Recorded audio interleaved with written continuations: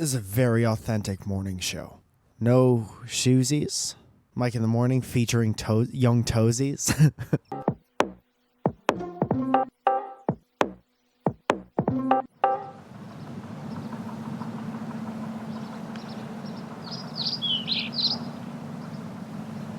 We're moving pretty soon. We're moving within the next 2 or 3 weeks. I'm happy about it, and I love this apartment very much, and I love this building, but I have this sneaking suspicion that people save their farts for our elevator. Every time I'm in there, it smells like at least one person's farts.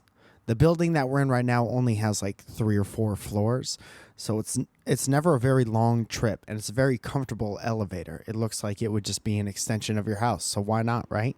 And I think people use it as fart depository, like it's a garbage chute for your inside air, like a dumbwaiter. People get in on the 3rd floor and they're like, well, I got some time to kill, and then I'm just going to leave this here. But other people have to go in there.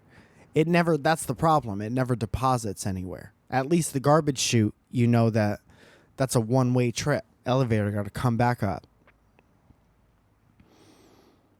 And I'm sick of it. We were on the 4th floor getting ready to that's where the laundry room is. And we were taking all of our clothes from the laundry room back down to our apartment. And there was a girl getting ready to go to the clubs. She had her little dress or rompier on, and we were standing by the elevator, and she was already waiting for it, and she turns around to us and she goes, I'm sorry, it's taking like 5 minutes. And there were so many things that confused me about that particular interaction. First of all, and this is only first of all, no, it wasn't. You know how long 5 minutes is? That's like 75% of Hey Jude. You're not waiting for the elevator for 75% of the song, Hey Jude, the musical epic, Hey Jude. That's an exaggeration. Also, why are you apologizing like you were the one who caused... Did you get gum stuck in the elevator? Is that why? Did you pour molasses down the elevator chute? Why are you apologizing? All you did was press a button. All we did was hope that you pressed the button earlier so we could have less of an interaction. I bet you anything she farted as soon as she got in there too, or she was holding one in and she was like, I can't wait. I wish this thing would hurry up so I could let loose.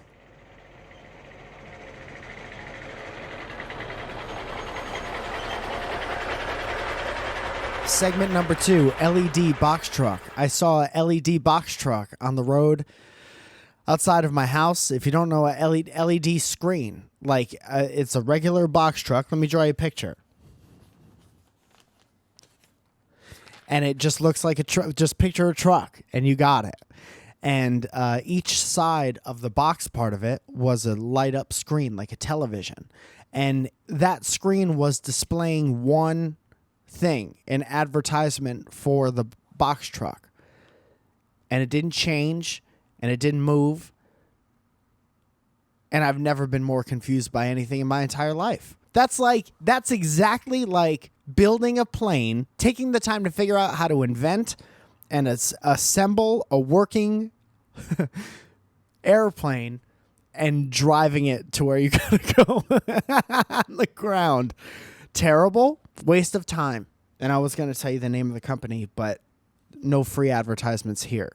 This is YouTube. A smart business decision. Pair of me.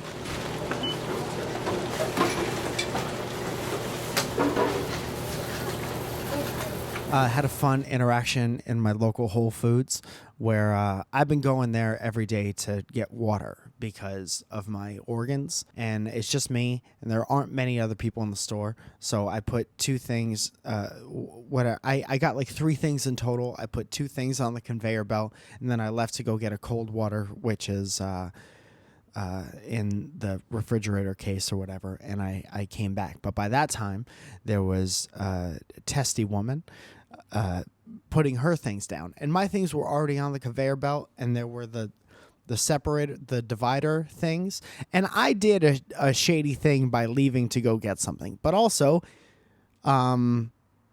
suck my ass, because the stakes are so low. There are 2 things on the conveyor belt. I'm going 10 feet away to get one more thing because I don't have a helping hand. I don't have my wife wasn't there. I don't have a friend or a service dog that can go retrieve me Aquafina from the refrigerator. So I go and get one more thing, and then obviously I have to squeak by this lady to pay for my 3 things.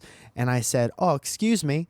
And she looked at me and she looked at me hard and she said, "Excuse me." And then I shuffled by her because that's only passive. It's not like she's going to do anything. She just wanted to say her thing and feel like that for a second. So I squeezed by her, and then she realizes that stuff belongs to me, and no one says anything for a long time, but I have the biggest smile on my face because no real criminal activity went down on my end.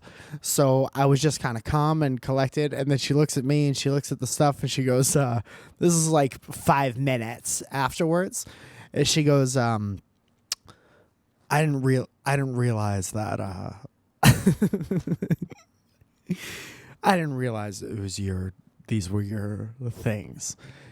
And I said, and I quote, "That's all good." Something casual and awesome like that. But what I realized from this interaction, and this whole time while she's steaming mad for the least amount of reasons, for the softest amount of reasons why she could be steaming mad, I'm talking to the cashier and the bag people because I see them every day, and I'm talking to them in a very friendly tone, not unlike I talk on this Michael morning show.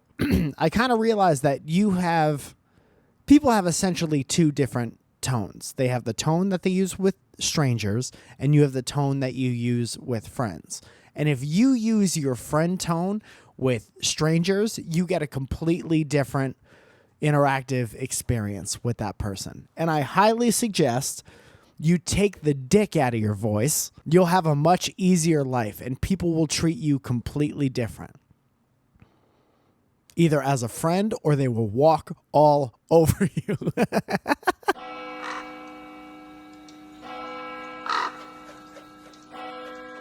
People are disrespectful on the internet is the clearly stated premise. I sell things once in a while on eBay, and there's this one thing that I've sold 3 times in the past month. This one thing. People buy, I don't know, maybe this is a common thing. I don't sell things that often, but maybe this is a common thing. They buy the thing, and then they don't pay for the thing. And it just sits there in limbo. Like, this item was sold. Congratulations. A big hoot and holler for you. Let's pop off because you sold a thing. How are you going to spend all that money? Except the money never comes because they don't pay.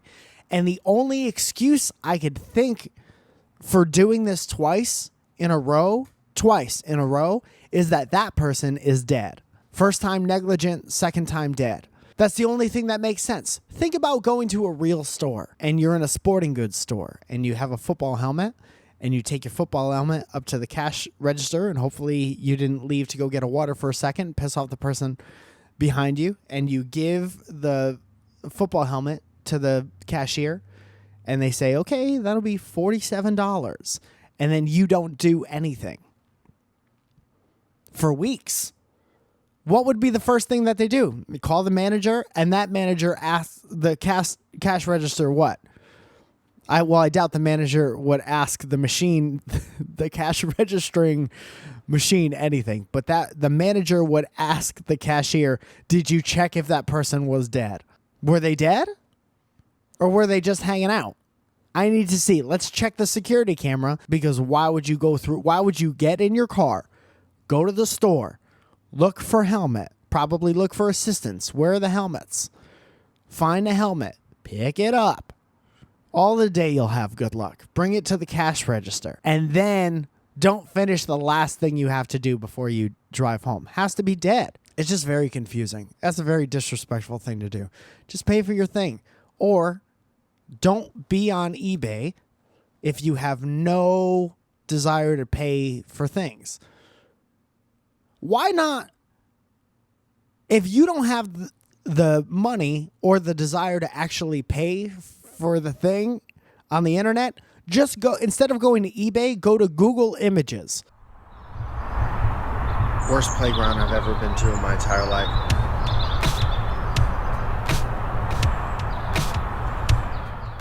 Had another young man from the great state of Texas send me what is probably the craziest bad furniture of all time. And I don't think anyone's going to top this as far as craziness goes, but I also think, and I believe this with my heart, no one should try. Hey Mike, it's Ian Gregory Blaine here, coming at you from Texas with a load of bad furniture. Look at this. I think this is some bad furniture. And here we have our economy section, only $79.99 a night. What a deal, man.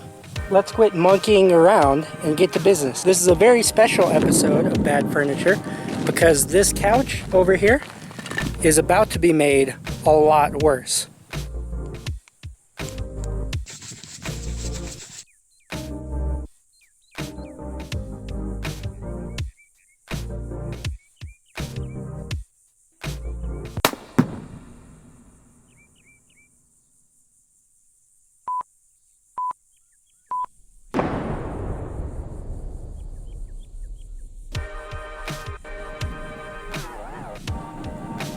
I bet it was like couch that really hurt.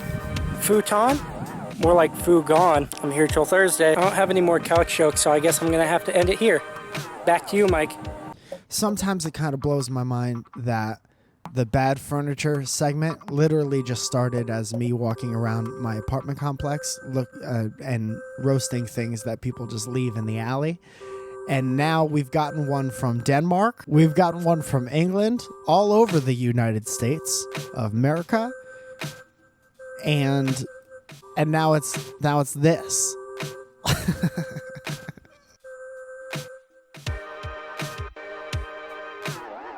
Thank you so much for joining us for Milky Morning today.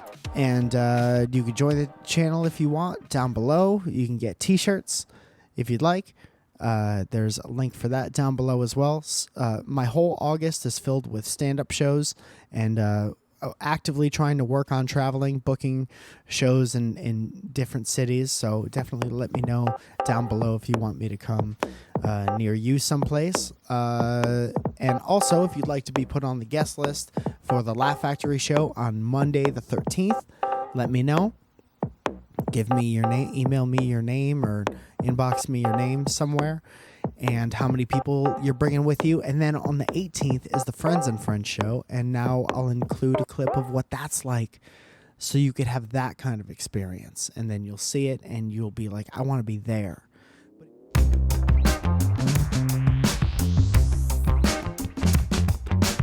Yeah, they're trying to match the stage. Stunt guy. You're a stunt guy? Stunt guy. All four stunt people? I'm going to be progressive. Stunt people? Yes. Stunt persons? Yes. Yeah? Can any one of you four do a backflip? Yes, she can do it. Oh. Yes? Oh my God. Get on stage. Get on stage right now. It won't be a full back tuck. You hear that lingo? Hear that professional lingo? Oh! Beautiful. Who hasn't been talked to? Has anyone not been talked to? Back row! Make some room! All right, hold on. You're all three together. You guys are on a road trip because his brother passed away, and you are going to propose to her on Monday at the funeral. That is my dream proposal, how dare you? In case anyone's gonna drop the question. What's up? Did I get it right? Very close? See? You guys aren't together though, all three of you are together? Like in a couple way? Wouldn't that be crazy? So all three of them are what if all four of you should that'd be just flips and just all that all four of you. That'd be amazing. Cirque du so I'm gonna produce it. This gotta direct it. So what is your story? I want the guy in the middle to tell me. All three of our stories? You gotta summarize everyone's lives up there. Just like, what brings you three here as a group together? See some comedy, laugh. How did you guys know each other? We work together at TMZ. You guys work at TMZ? They found me. They always find me. But if you're too far away to be there, I have a full Friends and Friends show, so you can get the full experience in the members section. And again, that's by hitting the join button down below. It's like $5 a month. You get all this extra shit. You get my 2 books that I've written in my life, free digital versions of them when you join. You get a coupon code to use in the merch store. It's fun. We live in a fun time. I have so much to do today. Did you have a music teacher in grade school that used to come around and teach you how to sing, like 3rd or 4th grade? Our music teacher was called Mrs. Chorus. And I don't know if that was true or if that was like a stage name. And then I was like, why the fuck would you have a stage name if you're teaching 4th graders? But she would do this thing where it would be like a call and response. And I'll never forget it for my whole life. She would go, do to day to do to teach us rhythm and blues. And then she would point, and then she would kind of like bounce along with what was supposed to be your response. So she'd go, do to day to do to day to do. And I'll never get the image of her bouncing and waiting for a response in rhythm out of my head for my whole life. Okay, that's it. This show comes out every Tuesday and Friday, so I'll see you on the next one of those. See what shows this weekend. Stay alive, stay healthy, stay where you are. Don't move.